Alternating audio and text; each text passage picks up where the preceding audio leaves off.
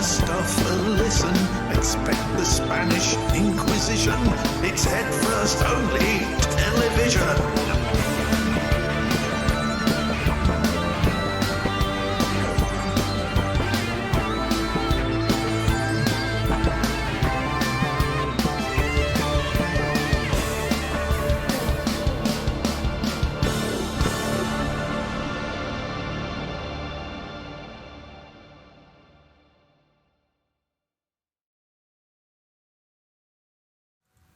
Good evening. Let's see if we can make this 2 in a row with sound right off the bat. Look at that. Good Lord. Array of emotions. I hope you're watching. Good evening all. Good evening, Ryako Music. Good evening, Array of Emotions, who says, you did it. Yeah, absolutely. I'm on fire this evening. Actually, it's quite cool in here. It's only 26 degrees Celsius, getting on for 27 degrees. It's halfway through September. Welcome to my 19th Thursday night Twitch live stream. Where does the time go? Ryako Music says, I love your shirt. You like it? It's the Empath. Because cats in space.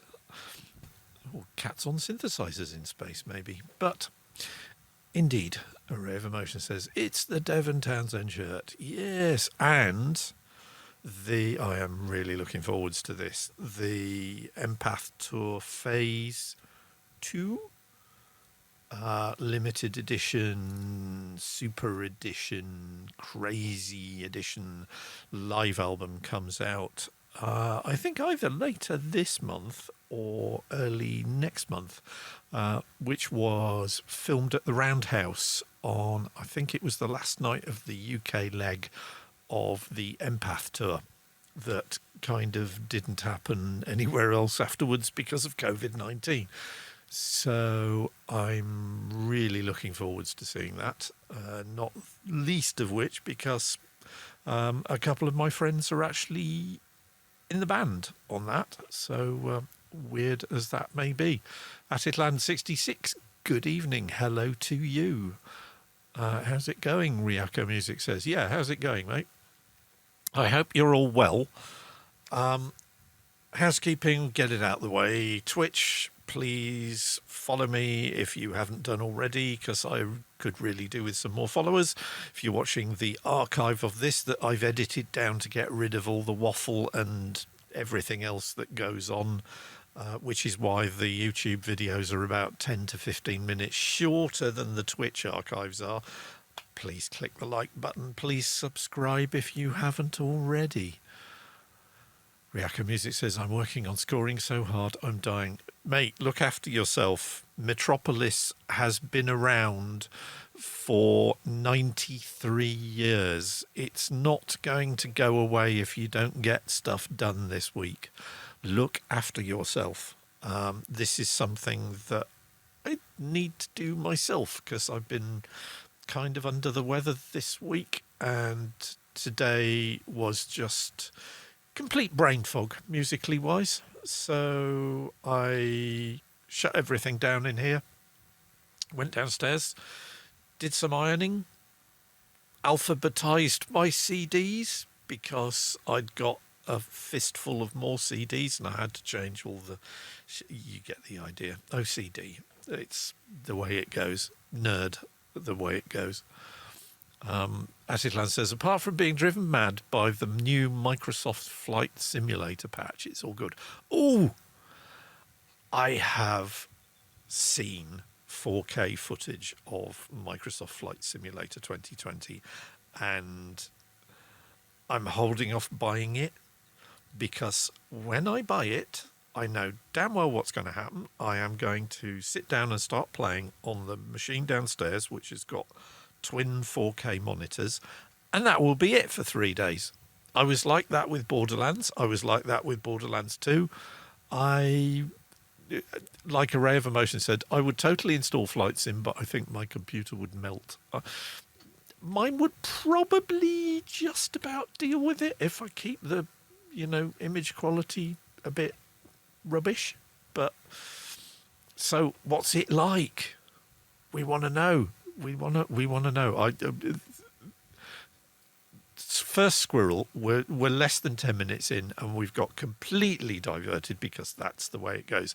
And I have actually been extolling the virtues of being sidetracked in song on 5090. So we'll come around to that in a minute.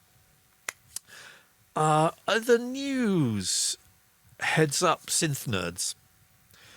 Heads up, processing nerds. So, at the moment, Plugin Boutique, and if you are not familiar with Plugin Boutique, this is them.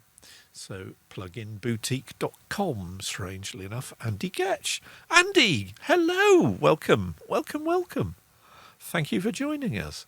Plugin Boutique is basically a place where you can go and get bundle deals of loads and loads of really, really good VST plugins for your DAW. And at the moment, whatever you buy on most of the stuff, you get a free copy of Isotope Trash 2, which is my go-to distortion. And I'll give you a bit of a demo of Trash 2 in a second. And Carbon, which is... what is Carbon? UJam Carbon. It's a synthesizer that does sort of guitar-y stuff. Basically, you just buy anything from Plugin Boutique, and they have lots and lots of very nice stuff that starts very cheaply. You know, 13 quid for a stereoizer with the riser and stuff like that. And they'll bung in a free copy of Trash 2 and Carbon for you, which is rather nice, I thought. Now, what else has been going on? Well, I've got another thing that you might nerd out about if you're a kind of synthesizer-y person, because there is a new kid on the free virtual synthesizer block. And it's rather a cool one because it throws out the old concept of just having an oscillator that goes sine wave, square wave, sawtooth, or triangle. And it uses the physics of a connected pendulum. So, in other words, two pendulums that oscillate at the same time. So, easy to code, but chaotic and profoundly sensitive to differences in initial conditions. So whoever thought that was a sane idea for making a synthesizer, I take my hat off to you, because it's absolutely bloody awesome. So this is it. It's called Pendulate. And if you go to the eventideaudio.com site, you can download it. You just give them your email address, tell them whether you're Mac or Windows, and you get a copy of Pendulate. I installed it last night, and that was a mistake because I was still playing with it at 1 o'clock in the morning. And it doesn't come with a lot of presets, but each preset that it does come with is pretty dang epic. So I've got my instance of Pendulate in Ableton all queued up. So Atitlan says of Microsoft Flight Simulator 2020, it's really good. I haven't had a flight sim for years. State of the art has advanced so far. Array of Emotion says chaotic indeed. Does that mean that the sound never quite repeats? I kind of think it does, because the maths involved is just kind of that way. Also, it's very pretty. So this is what I'm putting together at the moment. So I'm on track number 48 for 5090. And if I just solo what I started off with, which is a bass line that's been...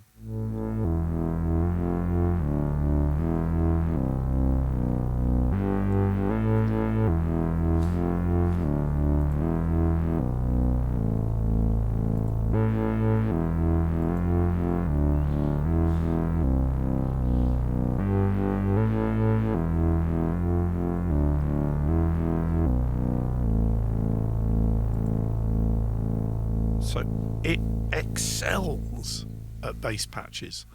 Absolutely glorious ones. So what else? This is what I've been I'm literally putting this together at the moment. So I arpeggiated something with another bass line and got this.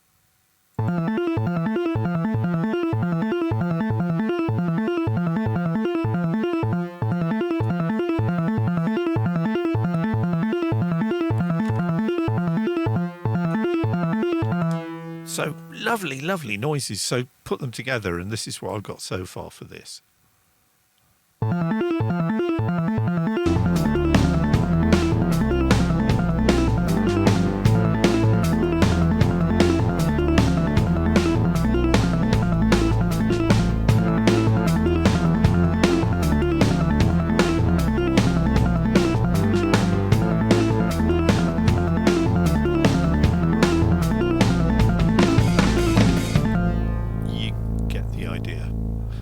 Music says 2 more to go. It's actually 1 more to go because I'm waiting to stitch the final pieces of An Exquisite Corpse. So that's number 49, which leaves me just 1 to do. Yay! So I will probably be taking my foot a little bit off the gas pedal over the next week and looking after myself a bit because I'm a bit burnt out at the moment. Right, let's just go through a few patches. I've got my Ableton Push set up down here. So what I like about this is that you can effectively map everything to be controlled by everything else. So for instance, the chaos amount there, you see there's a little fluorescent red plus sign. If I click on that and then click on the velocity, so now the more I hit it, the more chaos I inject into the oscillator.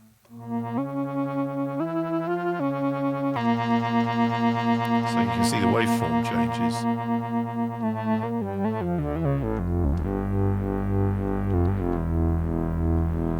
And then maybe I want to fold the wave folder over using the LFO, so we can do that, and I can actually control the amount that it does it. So now it's a bit buzzy, and then I might want the resonance to be controlled by the ADSR, so I can do that as well.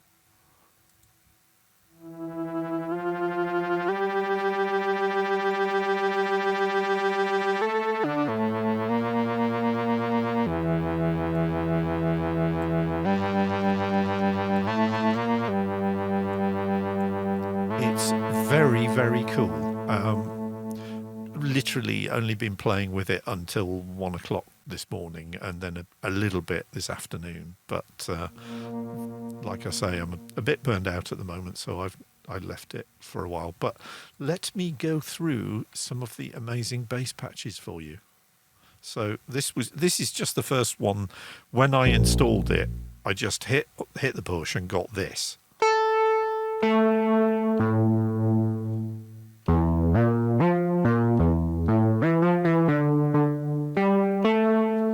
Which is pretty nice.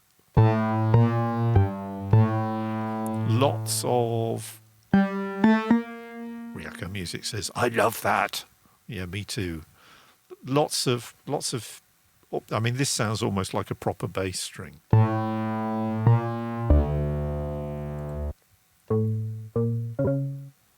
It's only monophonic, but doesn't really matter.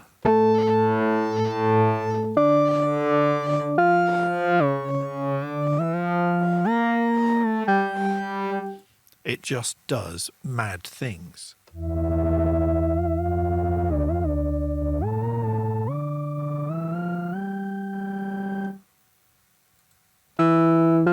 So, and then the really crazy ones are the ones that various, I guess the DJs have put together for Newfangled to demo it.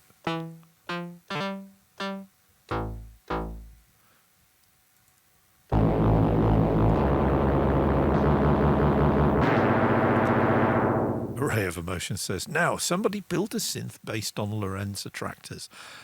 I wouldn't be at all surprised, and Atitlan can probably tell us if he's heard of one. I wouldn't be at all surprised if there already exists such a thing. I really wouldn't be surprised at all.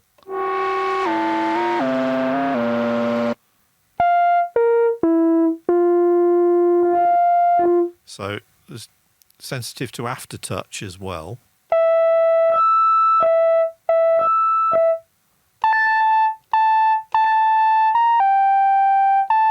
So loads of manipulation abilities and potential in it.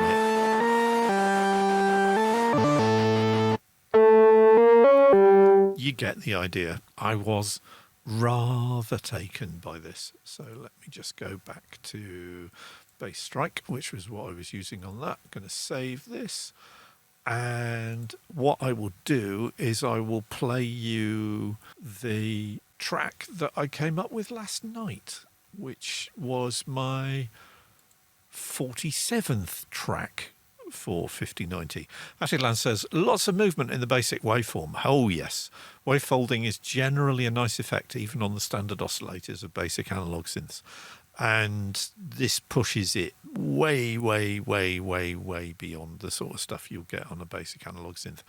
You may notice the reference in the title of this one. I called it Satsuma's Sleeping. I'll just play it you, then you can savour the sounds of pendulate in full effect. Here we go.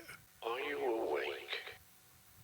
Are you asleep? Are you awake?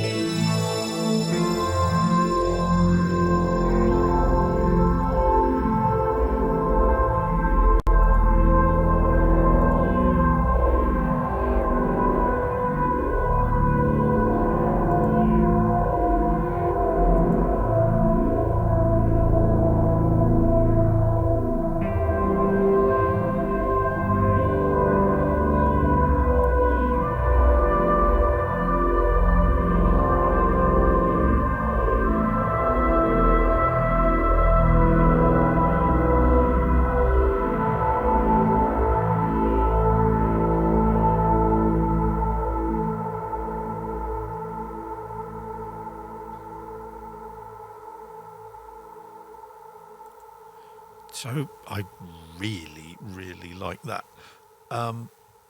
So we were talking in the chat that this pad on the Moog is called Sweet Pads Schulze, and Sleeping Satsuma's Tangerine Dream. You kind of get where I was going with that.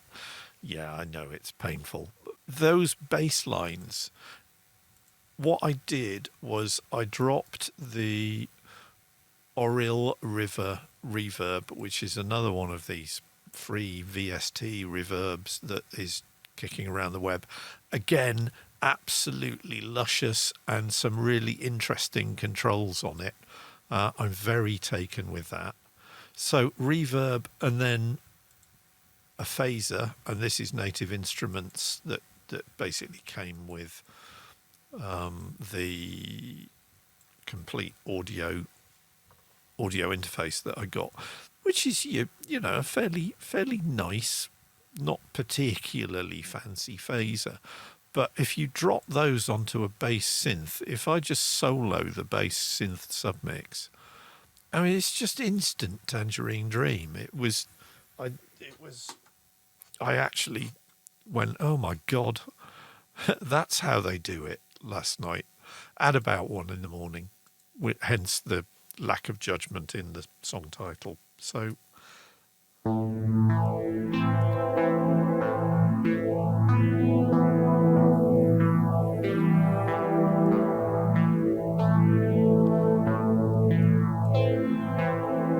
even though Pendulate itself is really nice, and I've got a tube saturator overdriving it very slightly for a bit of warmth. If I get rid of them all, it sounds completely different.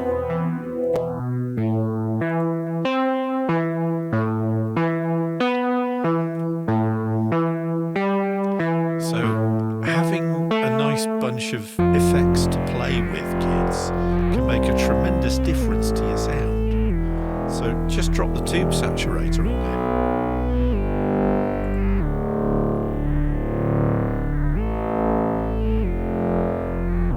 Reverb.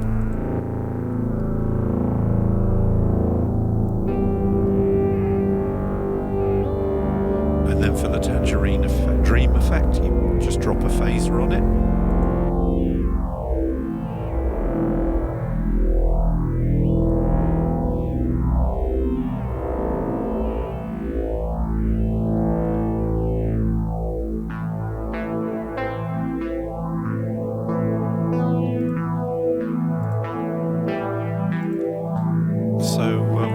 Yes, that is my obsession of the week so far. There has been, I've got a very, very long delay line on "Are you awake or are you asleep?" which I say once at the beginning of the track, and because it then drops into, I compress it using Supercharger, which is another free plugin that I got. I can't even remember where I got that one from. Oh, it's Native Instruments. Then Max for Live's tap delay, which is on a 78-80% feedback, and then a very, very long ping pong delay. I had to kind of turn it down because it was taking over the track, but I kind of like the effect because it's nice and quiet and in the background. So Array of Emotion says, kind of sounds like it resonates almost. Not a musician, so I could be totally wrong about this. You're not wrong at all, mate. Resonance is one of the fundamental controls on most synthesizers. There you go. And you can actually change the resonance. And in this case, I don't think it's actually being changed, but it does make a tremendous difference. And I mean, if we go to the Moog modular on the really sort of anthemic bit here, and I'll tweak the resonance so you can hear what resonance sounds like on the synth, and you'll go, oh, I know that sound, because it is a very, very familiar sound.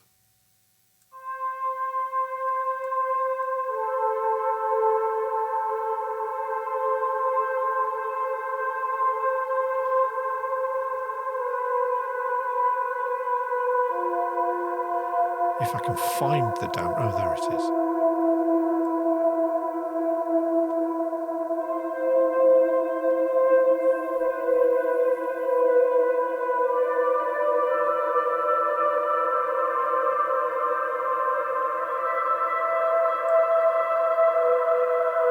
Yeah, maybe not a good example. Let's try one of the other mode modular tracks. This should do it.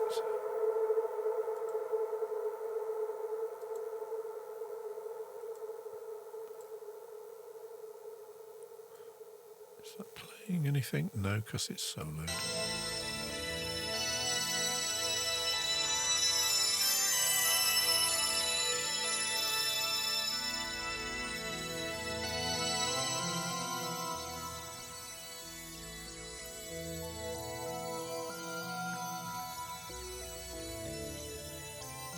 So you really do weird things with the...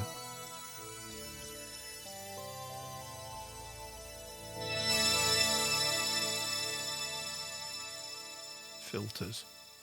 But Atitlan says filter frequency and resonance to extremes is how you get the classic acid 303 bass sound. Rico Music says like at a spa. Sounds like one of those relaxation CDs. Yeah, well, most of Tangerine Dream stuff does, kind of. Oh, I can't believe I said that. It is very...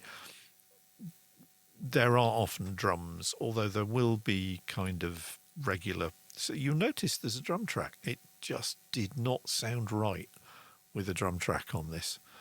Let me just get rid of me. Up at the top, Superior Drummer. Play it again with a drum track and it just sounds... Nope.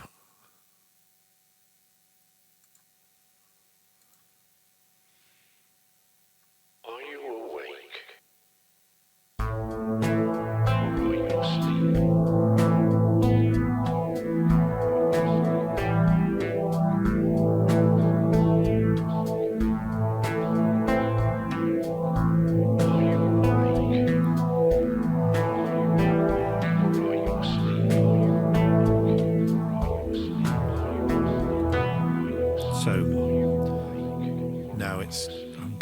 Close Ableton down because otherwise Are You Awake is going to be rattling around here.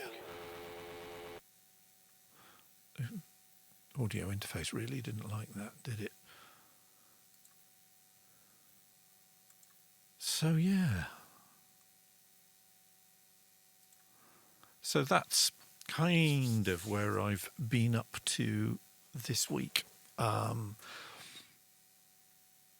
I haven't really done an awful lot. Well, I haven't done an awful lot. I'm up at 48 songs now.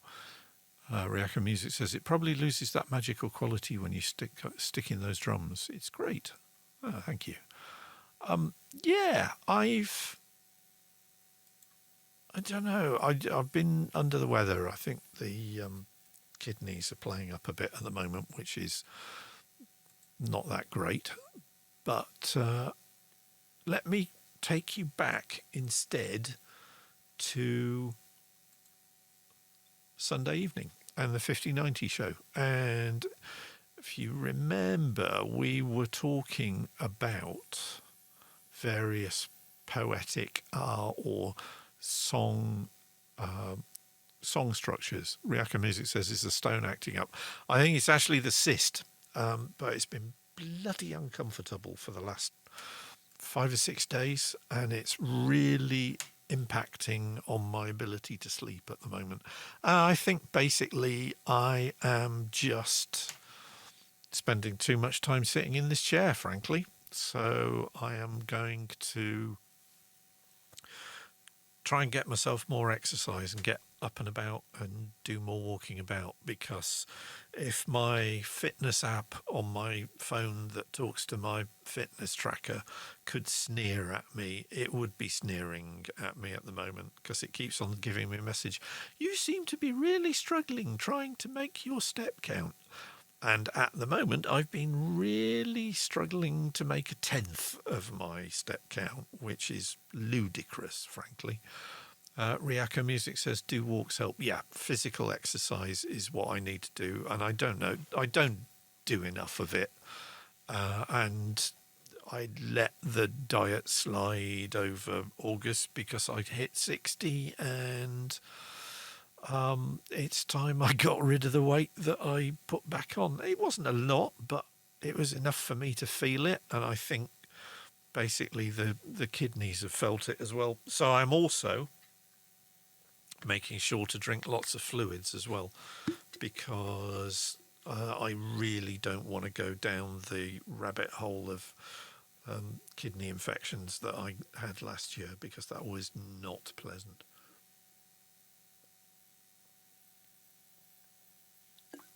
Okay, where were we? We were poems. We were structure of poems, poetic form. And you remember, or at least you may remember if you were watching, we talked about a type of poem called a nonnet, which has 9 syllables in the first line, 8 syllables in the second, dropping down to 1 in the last line, in the 9th line. And Wobby, during the live stream, said, that's a really good idea for a challenge. And I thought, okay, yeah, it kind of is. And as Ryako Music says, I remember how strange it was. And yeah, it is. I wasn't previously aware of it until I researched doing the presentation for the stream on Sunday. But it was like, oh, that's kind of cool in a weird kind of way. And so Wobby said, let's set a challenge on 5090 and get people to write a nonnet. And I thought, yeah, okay. I really wasn't expecting what happened next. Because at the moment, as you can see, we're in 1, 2, 3, 4, 5, 6, 7, 8, 9, 10, 11 people have gone for it, including Andy, who is with us tonight. His brilliant one wasn't just one nonnet. Andy gave us 3. And yeah, really, really entertained by that one. Yeah, it's fantastic. I did one which, yeah, I mean, it's politics. I've had enough of politics at the moment, so I'm not going to play you this. Andy Getch says, nonnets are fun, and Hooray of Emotions says, nice. Ryako Music says, damn. Ryako Music says, Andy Getch is getting it done. He certainly, I mean, good grief, Andy, you've been kind of busy, haven't you? 73 songs? I like that. Can't seem to stop writing songs. Yes, I think you're definitely one of us in that respect. I loved the Where Are My Hooded Sweatshirts. I thought that was brilliant. As you'll notice, I'm back in a t-shirt. It's been stupidly warm again over here at the moment, and as I say, it's now 28.5 Celsius in here, so it's getting kind of warm. But yeah, so thank you for taking part in the nonnet challenge, and that was huge fun. I really, really enjoyed that an awful lot. So I'm just staring at various things on the 5090 forums to see what's going on. It has been very busy in 5090 this week. But we'll cover that on Sunday, because I will be back once again on my Sunday show with another 5090 special. So Ryako Music asks Andy, how is this possible? Andy replies, write, record, repeat, smiley face. Ryako Music says, lol, which is, yeah, I mean, each to their own. Don't forget, Mel, you're scoring a 93-year-old movie at the moment, and if you're not aware of the fact, Mel streams, Ryako Music streams at 9 p.m. Central European time on Wednesdays, which is 2000 British Summer Time, which is 1500 Eastern, which is 12 o'clock noon Pacific. So there you go. Do check Mailstream out as well. So, right.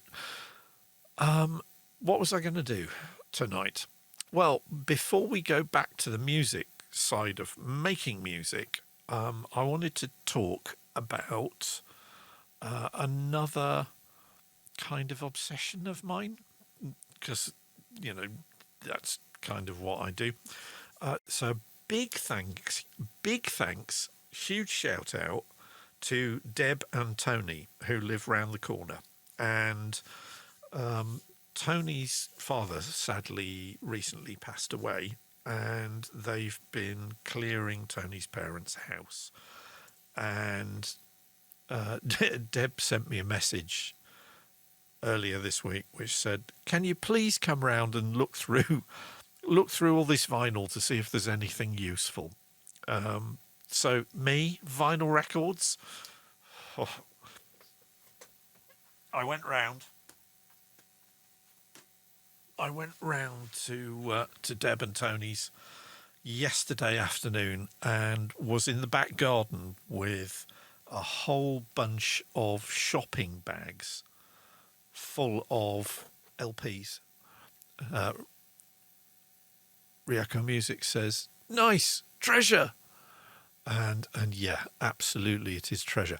So I don't know if you remember, many weeks ago, I was talking about the incidental music for the Goon Show and just what an absolute genius the composer and arranger who did all the incidental music for the Goon Show was. And he was a gent by the name of Wally Stott, and he had his own orchestra who used to accompany Peter Sellers and Spike Milligan and Harry Seacombe in The Goon Show, which was a UK radio BBC comedy show that inspired all the new wave of British comedy from Monty Python and That Was the Week That Was onwards. And it was mainly because Spike Milligan was a comedic genius and a lunatic, and the music was integral to it because every show would have first act, then Wally Stott and his orchestra would, I kid you not, back a Dutch harmonica player by the name of Max Geldray, who would just play something like I'm Forever Blowing Bubbles on a chromatic harmonica, and then it'd be the second act, and then Ray Ellington, who was a jazz drummer and singer, would play with his quartet, and Wally Stott and the orchestra would back them up, and then that would finish, and then you'd have the last act, and then Wallace Greenslade would roll the credits, and that was the end of the show. Ray Ellington's son, Vince, is on Strictly Come Dancing these days. He was Ray's only son. But Wally Stott then moved to the United States and was one of the first people that I'm aware of to undergo gender reassignment surgery. And he became Angela Morley. And if you're at all familiar with the Grammys for composing theme tunes and stuff for American television, Angela Morley might ring a few bells. Became an absolute legend in American television for scoring stuff. So why am I saying all this now? Because look what I found. The first, hang on, let's put the light on. There you go. The first album that I picked up in all this is a musical souvenir of London by Wally Stott and his orchestra. And I mean, I don't know if you can see some of these cars, but this is late 50s. And you get, glorious sort of photographs of, well, Centre Point being built by the looks of it. And St Martin in the Fields, concerts at the Royal Festival Hall, horse riders on Rotten Row. Ryako Music says, you should chuck the shit albums at Zombies in the Gardens. Yeah, I know that reference. You've got red on you. So, yeah, I mean, it's a bit crackly and scratched, and there's one track's got a blob of what looks like glue on it, so it skips. But it is very much part of the Wally Stott, oeuvre, shall we say. So I was listening to that while I was doing the ironing this afternoon. The next one, I couldn't resist picking this up. It is, this is the original soundtrack album release from when 2001 came out. Strangely enough, this appears to be the Canadian pressing.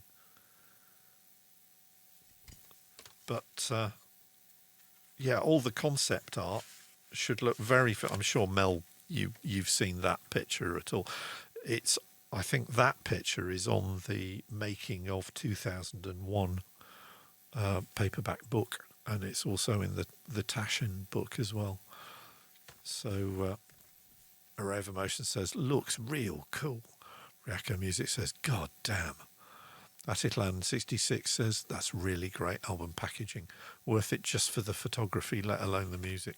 Yeah, and I mean, it's in my top 3 album films of all time. So you get all the recordings that were used in the film. So it's Richard Strauss's Also Sprach Zarathustra, is the Berlin Phil conducted by Carl Böhm. You get Ligeti performed by the Bavarian Radio Orchestra.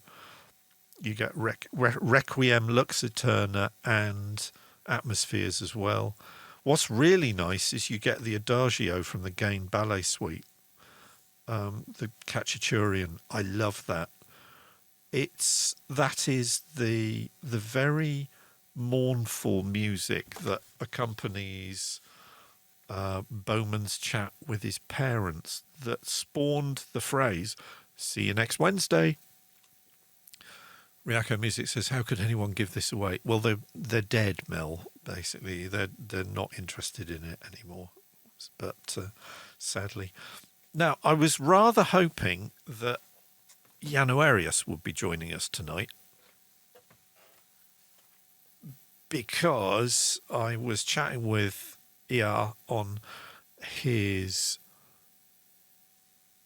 stream the day before, and he was drawing lots of nights for his live stream for his game design people, and somebody had suggested to him that one of the nights that he should draw was the Baron Nights, and obviously they're a bit niche. They were formed, get this, in 1959, and they're still going. All right, it's a bit like, the axe, where you've replaced the blade once or twice and you've replaced the handle 3 or 4 times. So, yeah, it's not the original guys or all of the original guys, or in fact any of the original guys. But they did parodies of songs. So they'd basically just sing hit songs with dodgy lyrics, and they're still going. So there's this is 1983, but they're still singing Telephone Man, which was that Carly Wilson? Can't remember. And Benny Hill's Ernie, and Claire, which was by Gilbert O'Sullivan, which was, I mean, even when this came out, Claire was 10 years old, 8 or 10 years old. So cabaret music acts are a stream of existence that is completely oblivious to the passage of time. Mel says, is this a thing? Well, yes, it is. Back when I was a teenager, so that was quite a few years ago, Chuck Berry wasn't known in the UK for Johnny Be Good or rock and roll or anything like that. Oh no. Chuck Berry was known to the British public and got to number one with it for an appalling comedy song called My Ding-a-Ling. And I'll leave that to your imagination. I don't need to leave that to your imagination. Double entendres, forget it. It's all single entendres. But that got him to number one, and that was his the high point of his career, his recording industry career in the United Kingdom. So yeah, I've been listening to vinyl again, which is rather nice. The turntable I've got, I bought 20 odd years ago, and I mean, how many of you guys do vinyl? Do any of you do vinyl? Did you know that? Andy Goes said, did not know about that.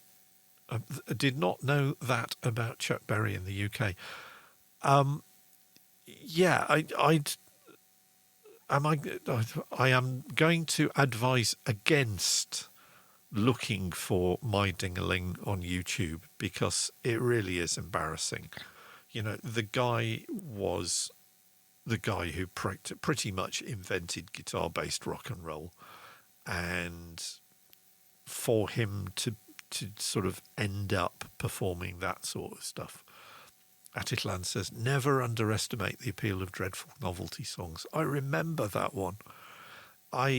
Again, because I was reorganising my CDs downstairs, and I found some CDs that I'd bought for parties back when the twins still did parties. I mean, they're both in the 30s now, so that was quite a few years ago.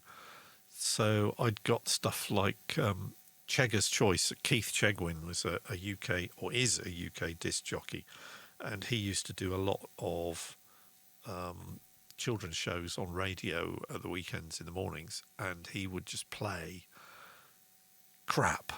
I'm sorry, there is no other word for it. So I'm not going to play, because obviously it's copyrighted music. But let's go over to my music compilations album directory, and I'll show you the track listing. And it's a double CD, so there is a lot of crap out there. So here's the album art. So yeah, 40 clucking awful tracks. Atitlan says, oh, good. So out of the 4 people that I've got, I can see in the chat, then 50% do have a turntable. This is awesome. You are my sort of people, folks.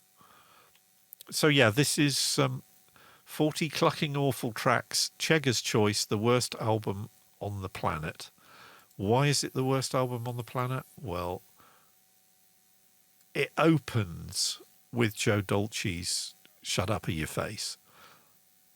Then you get the Birdie Song by the Tweets, Black Lace by Agadoo by Black Lace, Son of My Father. I liked Son of My Father by Chicory Tip, Mouldy Old Dough by Lieutenant Pigeon, Una Paloma Blanca by Jonathan King, Disco Duck by Rick Dees and his cast of idiots, another good one, Lily the Pink by The Scaffold, and Bucks Fizz, Gary Glitter, Tight Fit, Cotton Eye Joe by The Rednecks, Los Del Rio's Macarena, So Macho by Sinita, Touch Me, I Want Your Body by Sam Fox, and I'm in the Mood for Dancing by the Nolans. Yes, we're back to the Nolan sisters again. CD2 kicks off with possibly the worst song ever recorded, Orville's Song by Keith Harris. Ernie, the Fastest Milkman in the West. There you go. It's Benny Hill. It's golden. Two Little Boys by Rolf Harris. Grandad, We Love You. Oh, is it? Or is that There's no one quite like Grandma, which was the follow-up by St Winifred's School Choir. Grandad by Clive Dunn, who was Private Jones in Dad's Army. Riako Music says, "Holy God, that title from Sam Fox. Jesus, pandering much." If you've got an audience, you play to that audience. Attilan says, yeah, back to turntables. Switched to CDs about 93. I hate that song so much, Joe Dolce. Andy Getch says, in the US, new vinyl ended in early 90s, so had no choice but to buy CDs. I used to love to go to record shows. I very much the same. And second-hand shops and Oxfam shops, charity shops, I still pick. Riako Music says, about Sam Fox, what about artistic integrity? You're probably too young to remember this, but Sam Fox co-presented the Brit Awards one year with Mick Fleetwood. Now, Mick is not a short chap, and Sam Fox is not particularly tall. So it was a very sort of little and large, haha, isn't it funny, casting decision for presenting a show. It was a train wreck. It was so much of a train wreck that the Brit Awards dropped off television. They weren't televised for about a decade afterwards. It's worth Googling because it's painful to watch. I don't think either of them had ever used an auto cue and had no idea what to do in front of a camera. It is, yeah. So Sam Fox and Mick Fleetwood at the Brit Awards. If you feel like convincing yourself that actually, you know, you're not the most inept person in the entire world, then do look up that YouTube video because it's hilarious.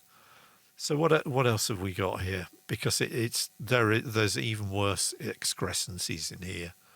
So the Gumbay Dance Band, 7 Tears. You kids are all too young for this, I'm sure.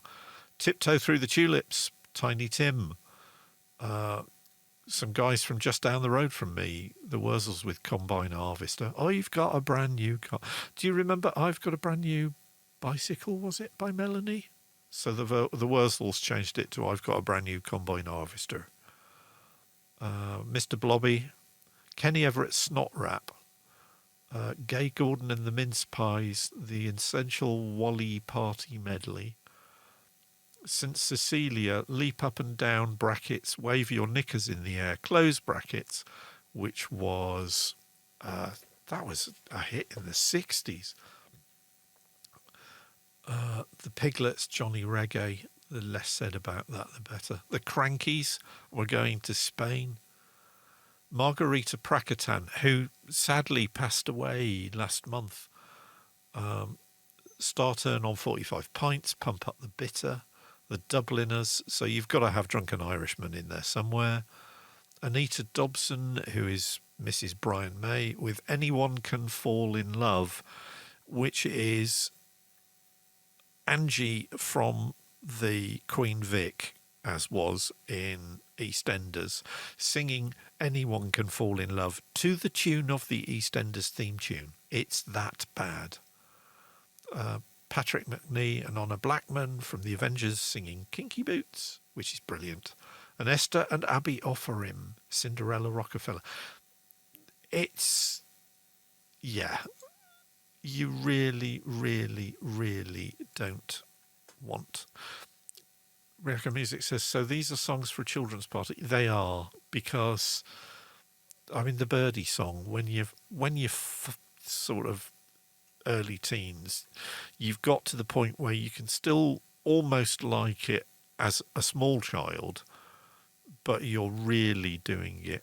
You can say you're doing it ironically. So, but yeah, soon they were into more highbrow things like Green Day and Blink 182, but I did get them both listening to They Might Be Giants. So Hooray of Emotion says, imagine being so terrible that you cause the programme you're presenting to disappear from TV for 10 years. It has happened more than once. And look, it could be worse. It could be Schlager music.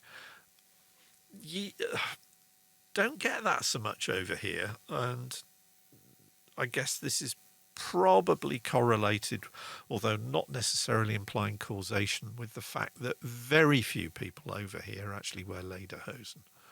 But, you know, if that's your thing, that's your thing. So, yeah, I've been sort of trawling through. Array of Emotion says, lucky you, Schlager music is the worst thing on this planet. Oh, I don't know. I was listening to, and where have I put them? I haven't got them. This on this side of the room over here. So all of this stuff is predominantly comics. So I picked up copies of the first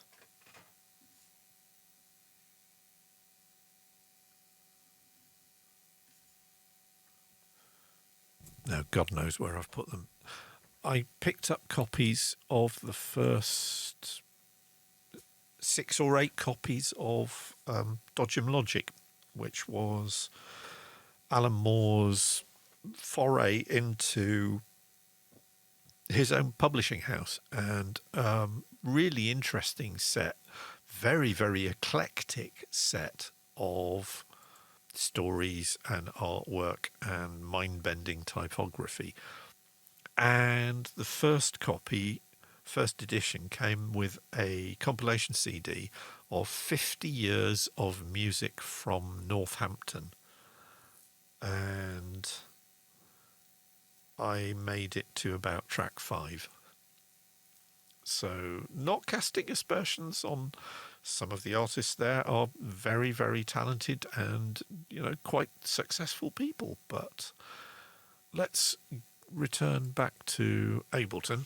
And what I was going to do was go back to this recent track one by one. So Ryako Music says, I like how Blink 182 is considered highbrow in comparison. When you're talking about Keith Harris and Orville, anything is highbrow. One by one, this is the track that I was working on when you guys joined me. So this is...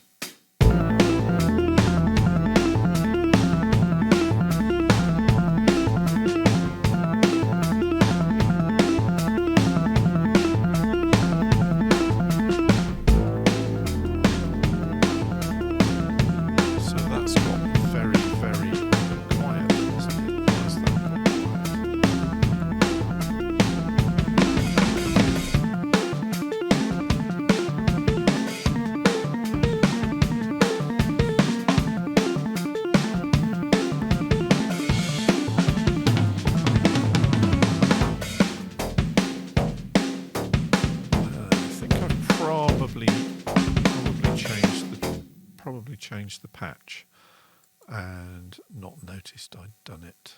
So I thought it was bass strike. Maybe it was bass MPE. Let's try that again. No,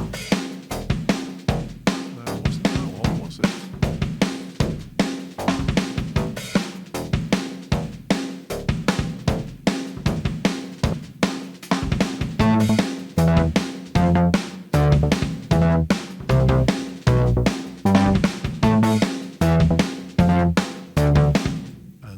One that I'd done for another track. So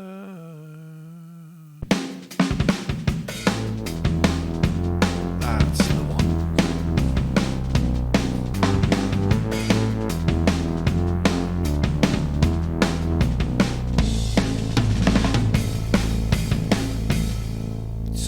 So this is kind of how I work.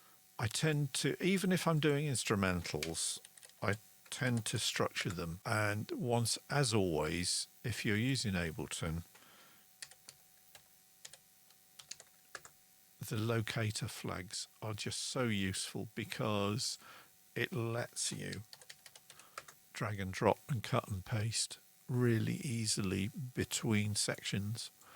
And that's something I need to do because I get sidetracked and lost, as you know very well. And that was what I was going to do, wasn't I? So let me see. I've been sidetracked already. This is me getting sidetracked from getting sidetracked on something that I talked to you about. How long are we going? An hour ago. So this is because Chris is trying to do too many things at once and really not managing to do any of them. So I'm just gonna we'll do this first. So that was going to be a chorus, and Ryaka Music says I use them all the time for scoring as well. Yeah, I noticed when you were scoring Metropolis, you actually described the event in the flags. That's a really good way of working. If I ever score stuff, I think I may well steal that as a technique. Right. Yes, I got squirreled. And I got squirreled about getting squirreled. So I actually decided earlier in the week that I would quite literally sing about getting distracted, because as Atitlan commented on the song when I posted it on 5090, yeah, seen your show, know what this is about. Ryaka Music says about markers, yeah, like to hit beats in certain events in scenes. And here we go. So is this going to open? So Mel has a 2011 MacBook Air, and yes, I did see your thing. Hey, I forgot to ask this last night. I'm looking into getting a PC to replace my MacBook Pro. Any recommendations? How has it been working with a PC? I've always used a PC for my DAW, and yeah, just get the stupidest pump to the gills processor and RAM that you can manage. Disk drives, you can buy extra disk drives when you need them, but the processor and the RAM is the stuff that's really going to make the difference on a PC. So this has an Intel i9 9900, and it's got 32 gigs of RAM, and I'm already thinking about pulling the RAM out and putting 64 gigs in instead, because, you know, it's never enough. Ryaka Music says you built your own, right? No, I was working when I bought this one, so I couldn't be asked. So I went to a company called Novatech, and they built it for me. And when it arrived, I then pulled it apart and put all my bits in. So the bare bones of it are what the Novatech one was. But I mean, those little stickers that say breaking this seal will void warranty. Yeah, that seal that sucker gets ripped within half an hour of the PC being delivered, or at least warming up, because I got it sometime in January and it was freezing. It had been in the van overnight, so I had to leave it to warm up. So can you imagine having a brand new shiny PC that you've ordered because your old one's effectively died, and then you can't touch it for 2 hours so that it doesn't condense and stuff like that? Oh, frustration ain't the word for it. So I went down the rabbit hole about going down the rabbit hole, and once again, so I'm really beginning to get into the Max for Live probability pack. and Ryako Music. I'm sorry to hear that it doesn't work with Live 9. It only works with Live 10. That kind of sucks, but yeah, I guess Ableton have got to try and force people to upgrade, really. So once again, I was back with my weapon of choice rather than Ryako Music says it's okay, I'll live. Good, I'm glad to hear it. I'm trying to rest my arms because, I mean, as you can see, no brace, and it is a lot less painful than it was, but I still turn over on it when I sleep, and it twinges enough to wake me up, so I'm not sleeping very well. But to reduce the stress on my arms, I've been playing bass guitar virtually. So I use Wave's Bass Slapper VST instrument.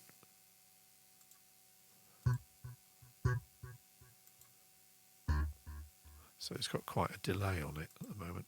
And that's being driven by Dr. Chaos, which is effectively a randomizer for creating odd bass lines or odd arpeggios or odd sequences of notes that are random but can be persuaded to follow a particular scale. And I'm looking at the wrong, there we go. So if I look at Dr. Chaos, you can see I'm telling it to use a new root note. So it's 1/4/5 blues progression, but if I solo the track and play it,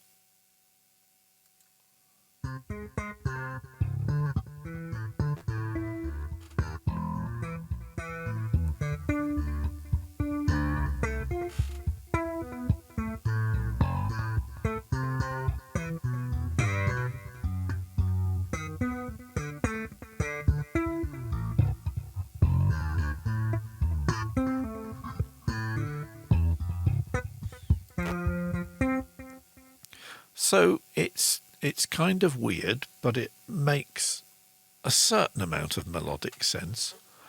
And so that was what, and unusually for me, that's how I start. I don't normally start a piece of music with the bass, but I have been doing while I haven't been playing the bass, which makes no sense to me at all. I'm not happy with the vocals. Let's put it like this. You can always tell when Chris is not happy with his vocals when he layers the crap out of them. So we have 5 layers of vocals in the chorus, which is, and I was trying to do harmonies, and look, I'll just play at you and you can hear how things went.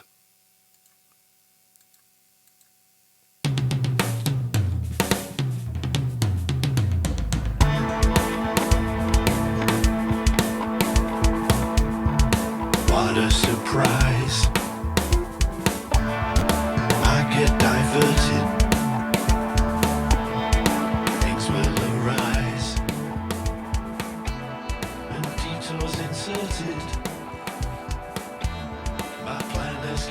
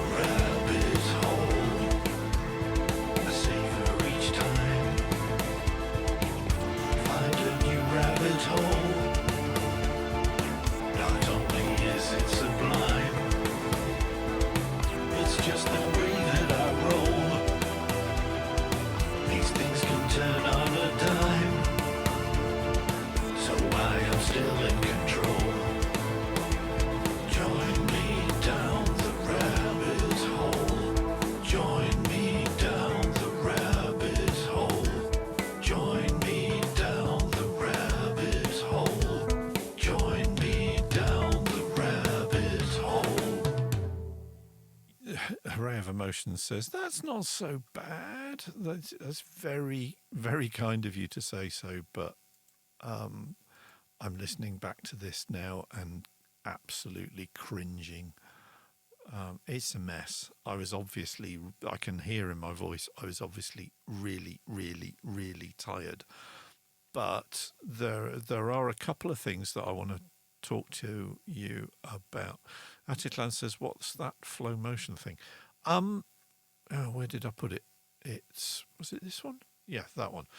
So it's a waves sequencer slash synthesizer. It's rather spiffy. It came in a bundle deal that I bought a while back. So I'm sure it's available separately. Let's have a look. Flow motion. So it's on sale at the moment with coupon last call. You can pick that up right now for $30. Wobby, good evening. Thanks for joining us. So, yeah, it's a frequency modulation synth. It's mad as a bag of spanners. There's more than 1,000 presets in it, and so let's first turn off Fracture, which is the Glitch Machine's wonderful sound mangler that Atitlan, was it you got me hooked on Glitch Machine stuff? Fracture I absolutely love. I can quite easily spend 3/4 of an hour just going through the presets on something on repeat, just going, oh, that's nice. Oh, that's nice too. So, yeah, let's... there we go.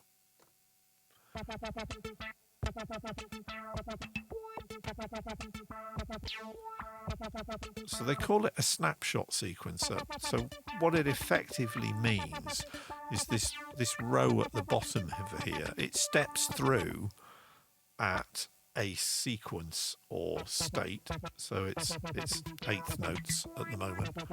Atitlan says, no, not me. So it's just a bloody strange and very, very idiosyncratic sequencer slash synthesizer. So I mean, it's got some nice bass on it.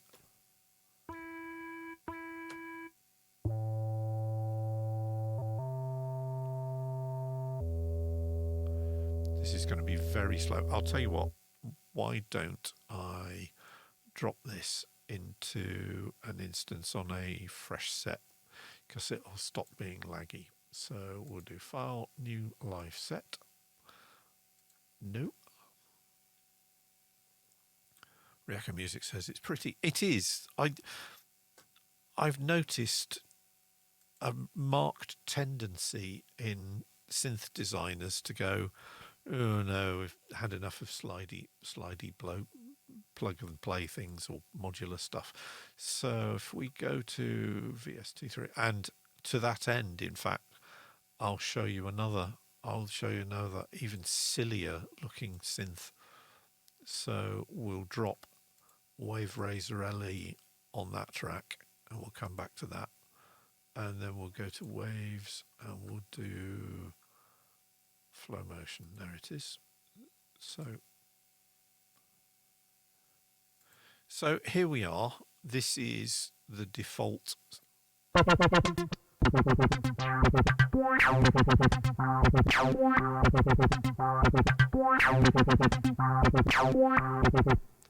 So very much its own sort of thing, and that's literally the default out of the box. You start it up. That's what it plays. Basic is,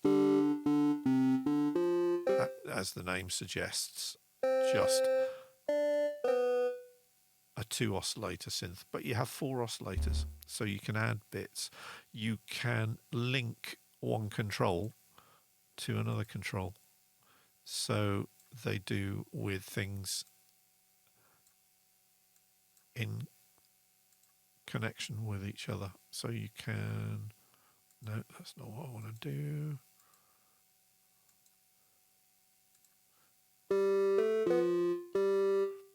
you get the idea. It's very much the same sort of principle as you saw in Pendulate, but not quite as intuitive, because there are all these sliders and it's like, okay, well, what does that mean? And I've watched the YouTube video and yeah, I'm still confused. But thankfully there are an awful lot of presets, and the presets are pretty good. So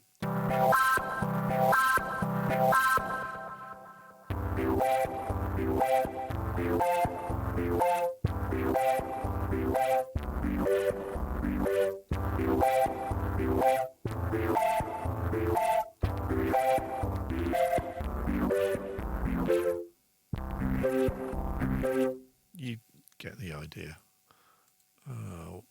So lots of animatory stuff. Right, so there you can see the flashing lines are basically saying oscillator 2 is talking to oscillator 4 and oscillator 1 is talking to the thing in the middle.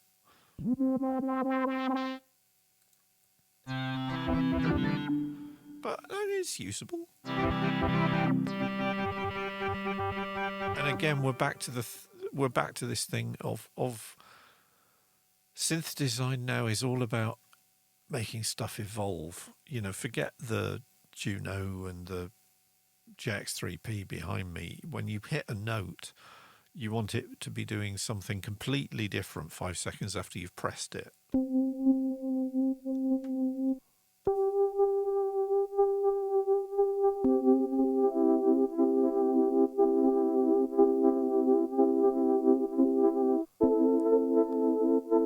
I bet that'd sound really nice with a whole bunch of reverb on it. So let's find a reverb.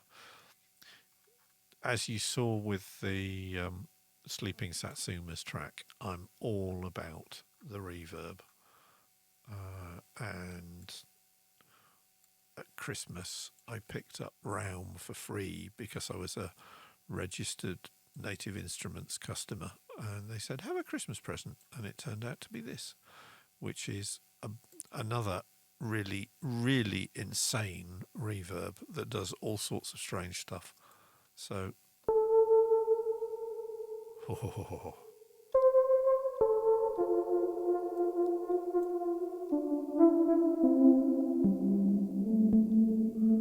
I like that. Do you like that? I think that's rather nice.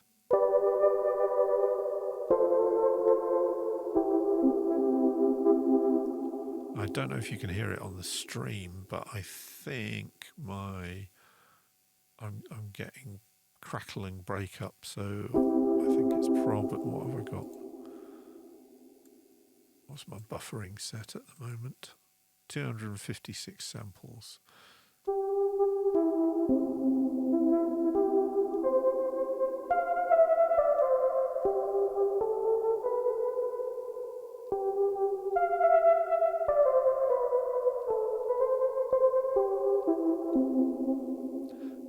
Yeah, that's rather pretty. What else? I'll leave the reverb on. Let's try something else.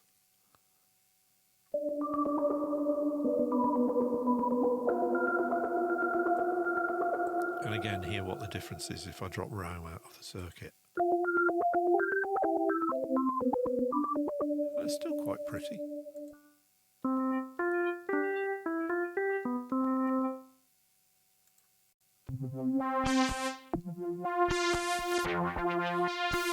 So you can see it randomly switches between things.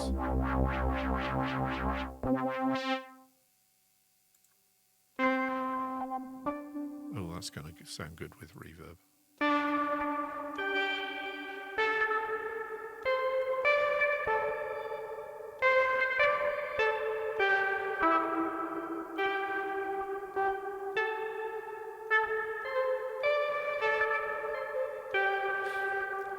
So, as always, remember what I was saying about when inspiration hits you. I think that sound is worth saving. So I am going to save this as a potential next track to work on. So, and again, we're back to going down the rabbit hole, aren't we? This is what I ended up doing last week. I would have 4 or 5 tracks that I was working on simultaneously and didn't post anything on 5090 for nearly a week and a half, and then dropped 5 in about the space of an hour. So this is going to have that sounds vaguely Chinese to me. I'm going to call this. It's a pretty decent film as well. We'll call it A Great Wall. And no, I'm not referring to anything going on in the United States. I'm referring to the Chinese family problems movie that came out in the late 80s.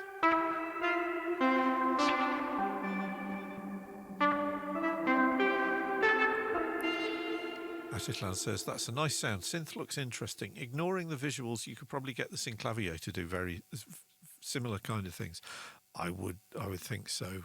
The synclavier it's actually one of the I think I've said this on the stream before, actually, a few months ago. It scares me because there is so much on it. Let's open a MIDI track and drop the synclavier in because we're talking about it. Its ears are probably burning, so let's get the VST version of it, because VST 3s are something, believe it or not, I've only started using this month. I thought, oh, that's complicated and I'm old and stuck in my ways.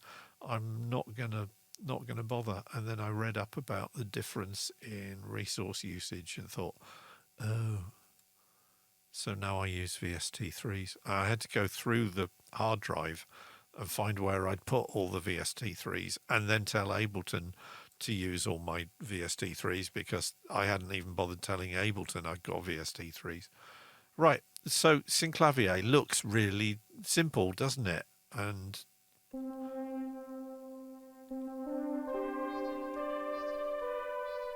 fairly nice sort of sound. Thing is, there's all this stuff about. So partials, I used to know what partials were back in the days, but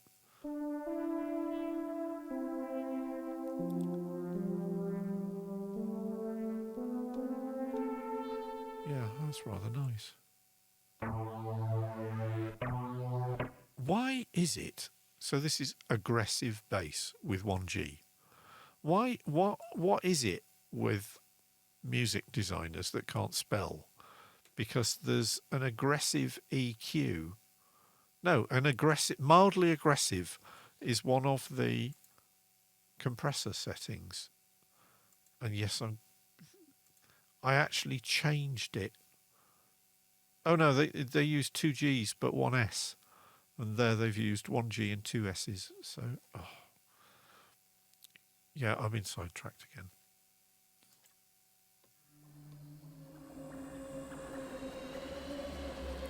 So once again, the synclavier is very good for evolving sounds.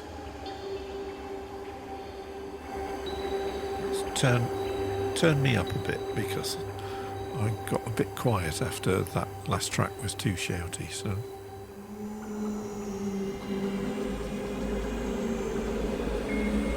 Lots of depth to it. I've tried some sound design in it, but you could lose a lot of time learning it. It's clearer when you open up the full screen. Yeah, absolutely. That's what Atitlan says. Totally right. Ryako Music says that's so beautiful and atmospheric. The synclavier just does all sorts of weird shit.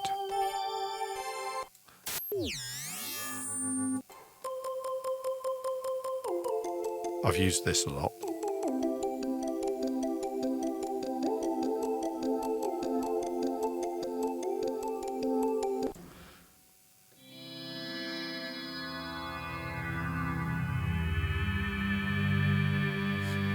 click the 2 downward arrows top right. Yeah, I already had, so that's this bit.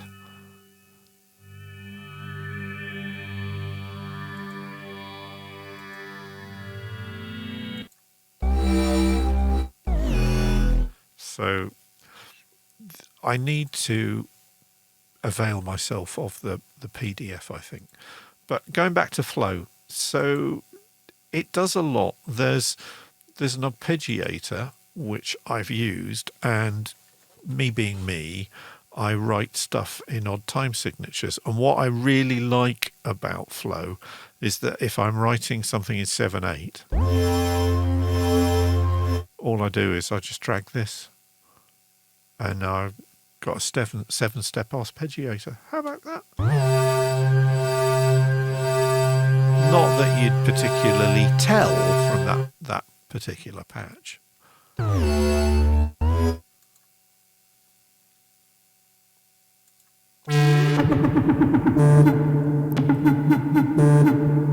So again, and notice as well the dice throw button on here, so you can actually make all of this completely random to really mess with people. So I'm just mousing up all of this. So what's this sound like now?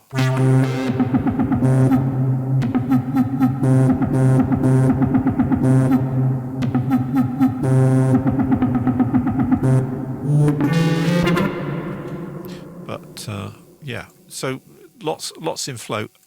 Wave Razor. Now this isn't the full version. This is Wave Razor LE, which is the free version, and I haven't really played with this enough yet to decide whether I'm going to push the button on getting the full version. But again, some really interesting noises.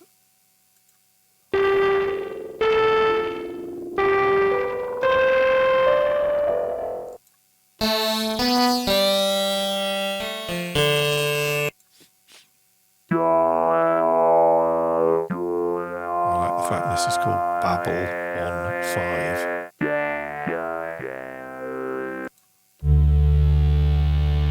So it's, I mean, looking at the design, it's obviously taking quite a lot from Don Buchler's playbook, and that's also something that I meant to talk about, the pendulate, that the filters and some of the oscillator controls on the pendulate synth are actually modelled on Buchler's 2509, whatever it is, one of the filters. Oh, Ashland says, on the Synclavier, SCR opens the full edit screen. Ah, is this more magic stuff that I don't? Ah, okay. Oh my God. It's like a Fairlight on steroids. So here are... Oh, right, okay, so you can... Oh my goodness me. Says, right. Ha ha.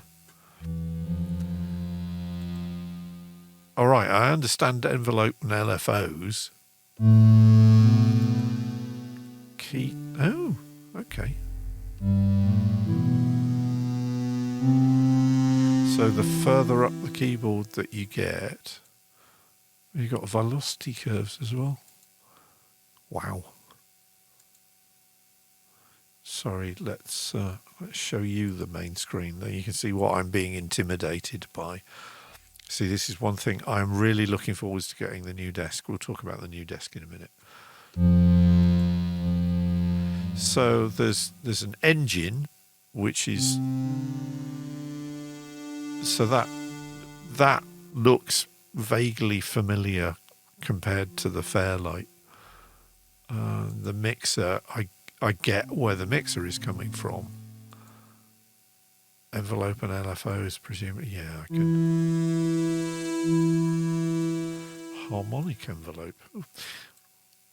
Ooh. At which point Chris goes completely down the rabbit hole. I've saved that, but I'm not going to save the mod to that because I liked the way I'd done that already. So that was what I was going to talk about, amongst other things. So you remember last time in fact it was a week ago, wasn't I? I sort of extemporized at great length, 9 minutes 40 or something like that, a track on the Korg, and I did quite a lot to it afterwards. I'm not going to play you, unless you want me to, I'm not going to play you all 9.5 minutes of it. But what I did was I actually added quite a lot of guitar to it. So it's funny how it opened it out.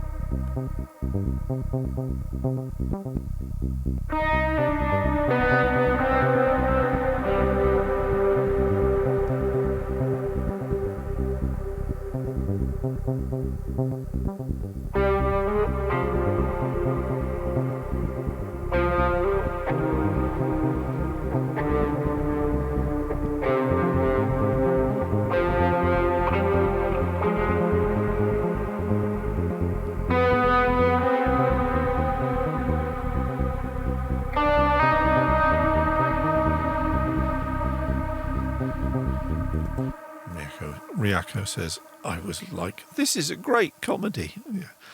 Yeah. I wouldn't recommend it to anybody. There was a bit later on in this that I sort of randomly sound like I almost planned it in advance, although obviously I didn't because I'm me, but...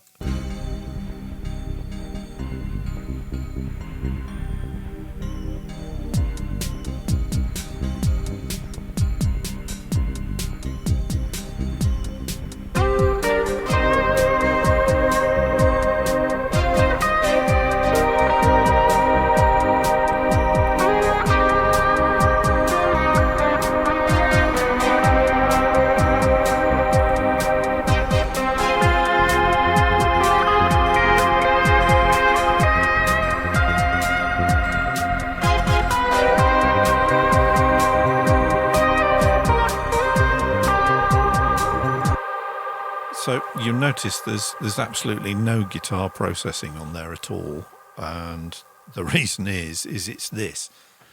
So this is my Keeley Dark Side. So it's made by Keeley Electronics.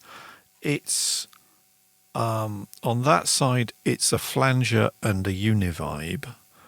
In the middle it's an analog circuitry emulation of a 1960s analog echo machine called a Binson Echo Rec. And on the right-hand side, it's an emulation of, I think it's either a Big Muff or a Fuzz Face. So it's 3 effects pedals in one, but you switch between flanger and sort of rotary, or phase and univibe. So you can't have everything going at the same time. There's a nice scoop setting for the distortion pedal as well. But as Dark Side might suggest, this is, and Bobby's way ahead already. Yeah, it's Uncle David. It's David Gilmour in a box. Rather splendid bit of kit. And very much one of my go-to pieces of kit for my guitar effects chain, which is why I have the what it all does card within arm's reach. And these are the different tape head matrices. So they've built it with 4 tape heads, and depending on what program you pick, by turning this rotary dial, which has got coloured little dots on it, it's the pattern of which head gets engaged and when, which is very, very useful if you want old style 1960s Pink Floyd. Ryaka Music says, OMG, never lose that card. Yeah, you can download PDFs of it as well, I think, from the Keeley site. But yeah, definitely not one to lose. So there is... I really must stop saying so when I'm getting back into a subject. I notice I do it so much. Oh, I said it again. Oh, and I said it again. I need to stop doing it. Now, because Mel suggested the title of this of being Cats Are Crazy, if you have ever owned cats, you know that cats have, some people call them zoomies. My mum and dad used to call it a mad half hour, but it's when your cat, for unaccountable reasons, just suddenly starts hurtling around the house, probably trying to get round the living room without touching the floor. It's like the floor's lava, but for cats. And so, of course, I needed an episode of that in this 9-minute extravaganza. So I'll just play you that bit because I had quite a lot of fun with that. You see on this, I've actually used the Wave Razor, and I dropped in a second guitar track with a wah pedal because wah pedals sound like cats going meow. And that's what I reckon anyway.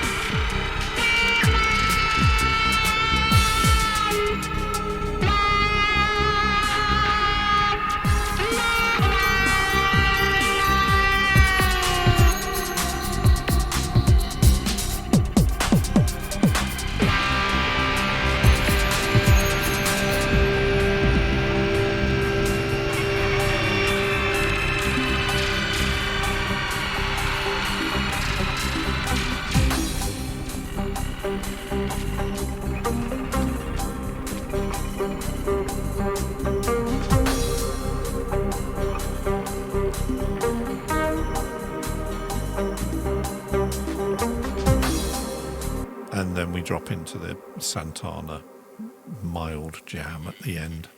So Ryaka Music says, I like that. It sounds like cat madness. And for some reason, Fracture is also picking up my... Oh no, it's stopped now. So it just takes a while to settle down.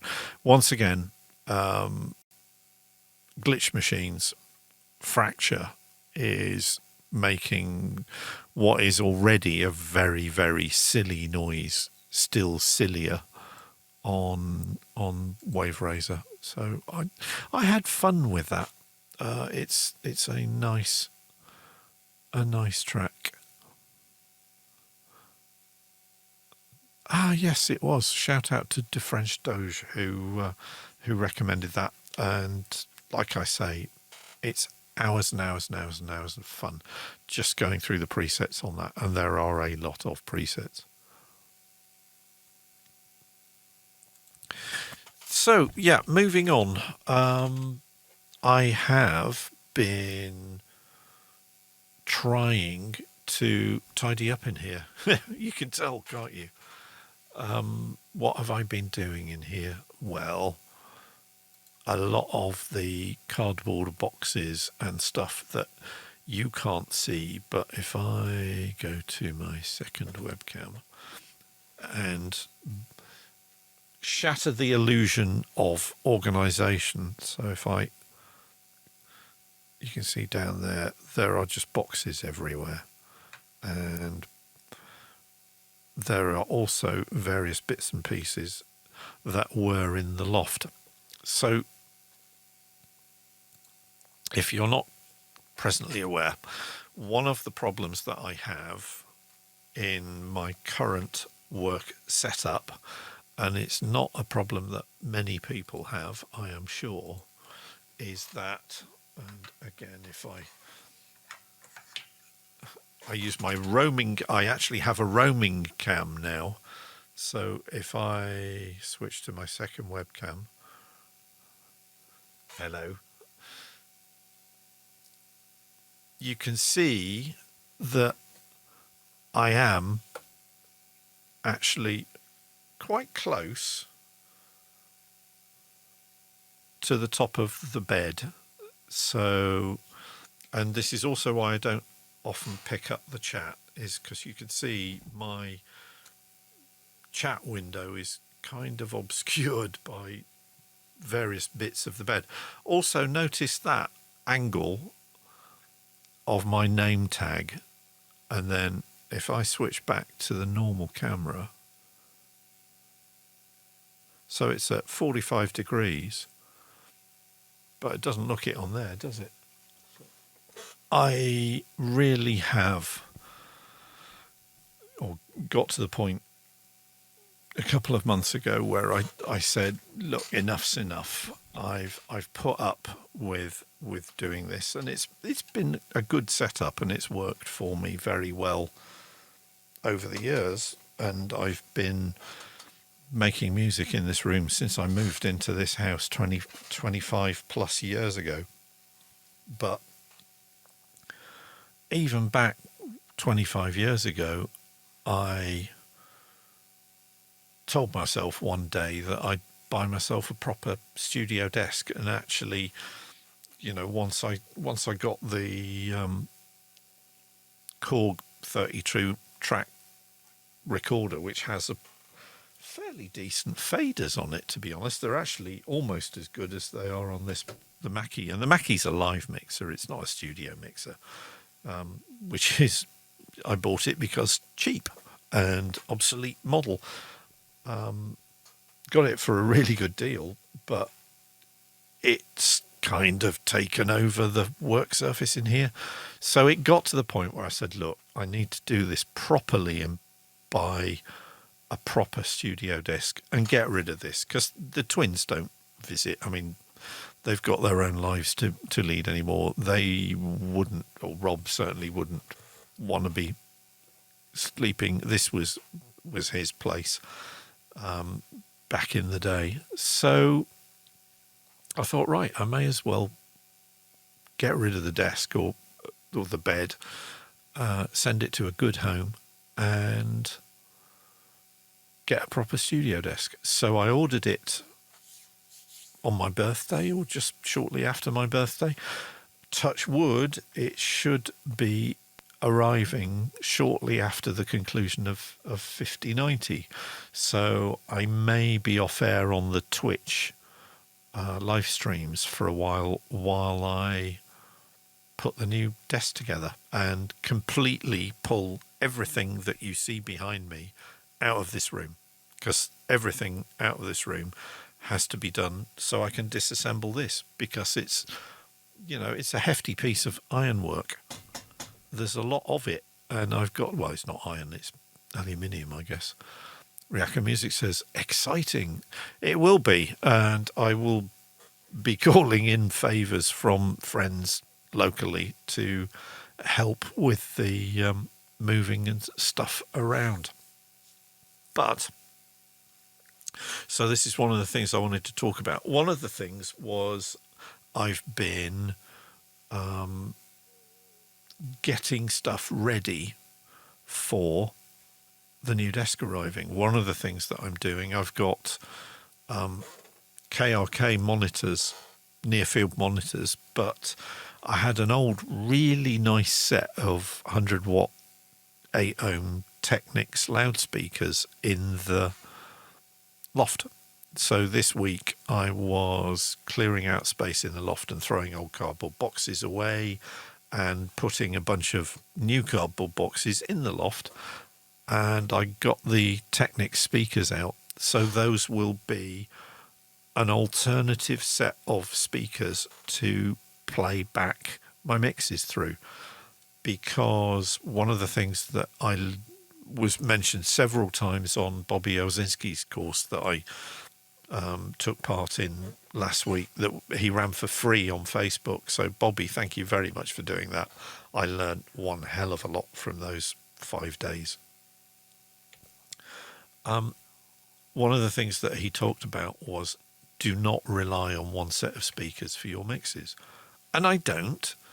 I tend to mix something on the KRKs and then I'll put it on my MP3 player and I'll listen to it on the headphones on my MP3 player. And if anything stands out that shouldn't do on the MP3 player, I'll come back here and I'll do another mix, and then I'll listen to it on the KRKs and I'll listen to it on the MP3 player. And if it's an album mix, I'll burn a CD and I'll then take it downstairs and play it through the 7.1 system that I've got downstairs and see how it sounds on that, both on the amp straight setting and with various amp modification settings that the amp can do, to make sure that those mods don't do anything nasty to the mix that I've produced. And then I'll listen to it in the car if I'm going to the supermarket and check it that way.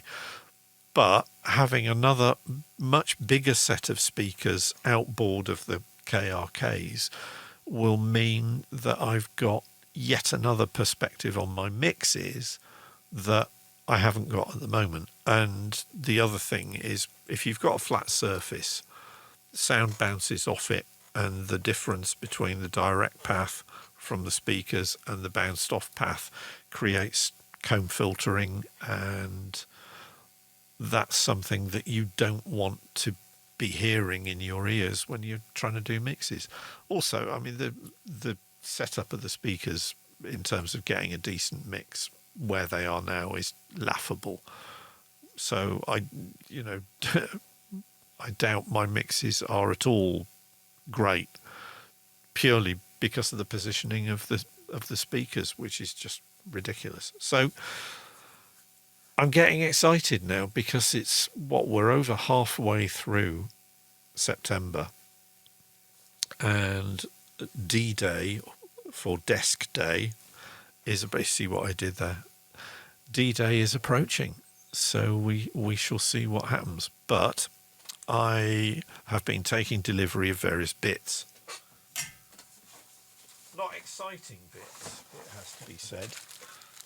Literally like shelves for rack equipment, and fixing 19-inch rack units means I suddenly needed lots of screws, and that was when I found that there is actually a particular type of screw for putting rack-mounted gear into racks that I wasn't previously aware of. And of course, it's far more expensive than just the tin of screws that I've got in the corner over there. So it's okay, I need to buy some of those. But those arrived today, so I now have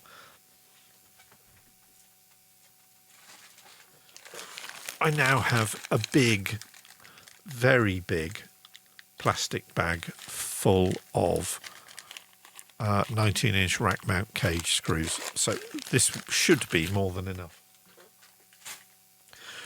So I'm beginning to amass gear. I'm beginning to get the studio gear ready for strip down and disassembly. And that's going to be really weird, because other than getting rid of the bookshelves that were in the corner where the Marshall stack now is, and putting those shelves there up. I haven't really moved stuff around here since I moved in, or, well, since I put the bed in. So that's going to be very strange.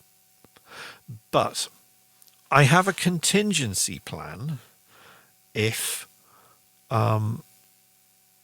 it takes more than 2 or 3 days for this swap over. Array of Emotion says, the keyboards, you move those around? Yes, I did. But it was more a case of that stand replaced a stand that was already in that position.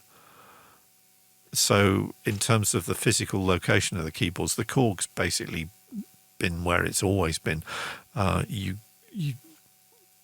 can see that actually in the opening credits to the show. But yeah, it will be very different. So my contingency plan, if it turns out that it takes me more than 2 or 3 days to put everything together, is another one of these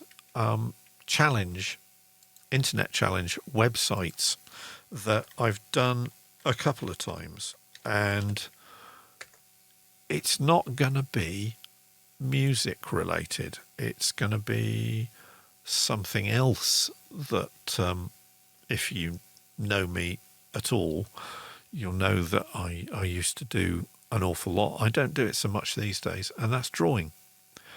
And what I was thinking of doing is this.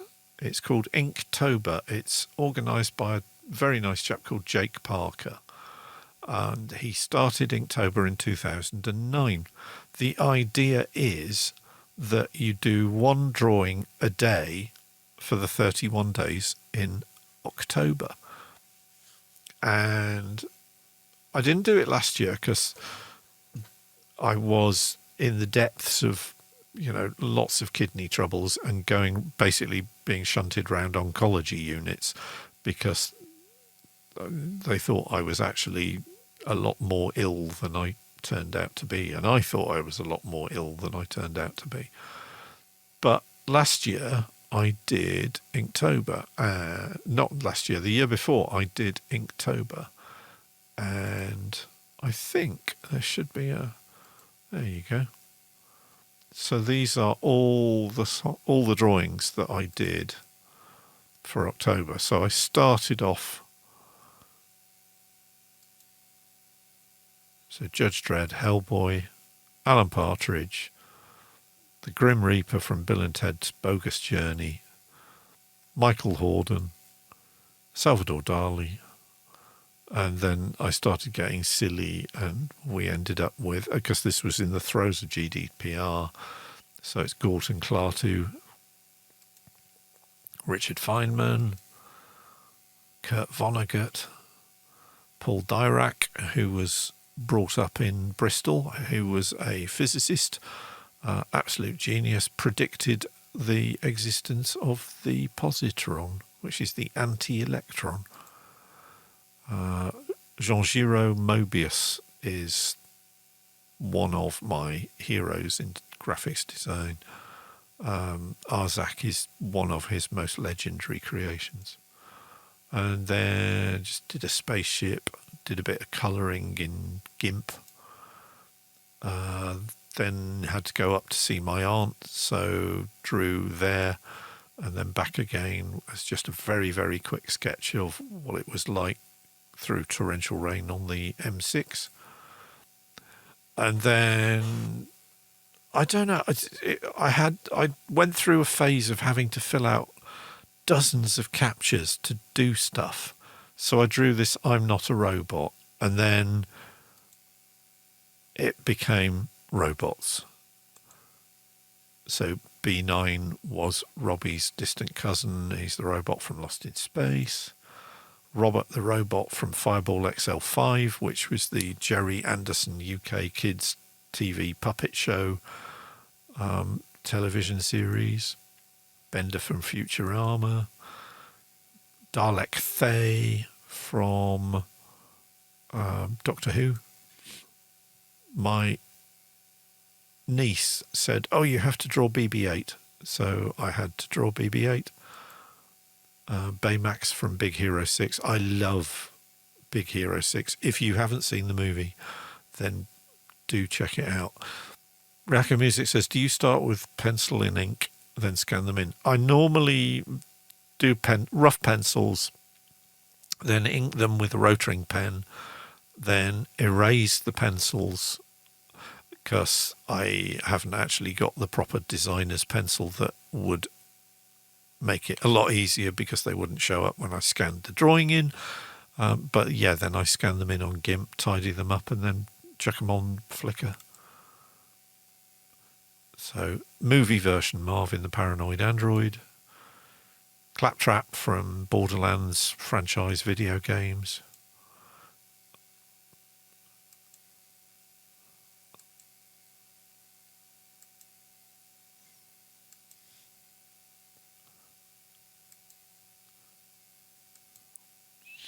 Walter is Judge Dredd's robotic assistant. So, started with Judge Dredd and ended up with Judge Dredd's robotic butler. So, what I'm probably going to do is, depending on how I feel, and perhaps even if the studio refit goes according to plan, I might do. Am I going to do a live stream every day drawing? Could do. I don't know if anybody would watch. I mean, you guys are quite welcome to join me if I do that. But I need to have a think. And if you've got any advice and you think I should, or you think drawing every day would be too much, then please let me know. But that's kind of where I'm at this week. It's been an odd sort of week. Not entirely sure I'm at my best at the moment. I'm certainly not feeling physically brilliant at the moment, so we'll see how we go. But I will be back on Sunday with another 50/90 show.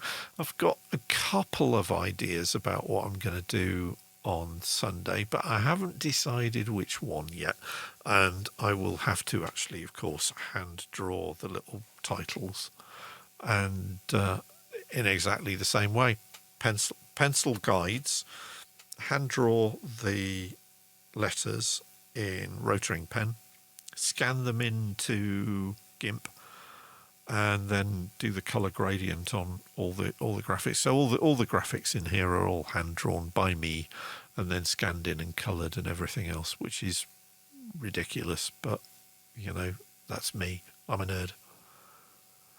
So with that, I will say thank you very much for hanging out with me this evening. It's been nice to see you all popping in and chatting with each other as well as chatting with me.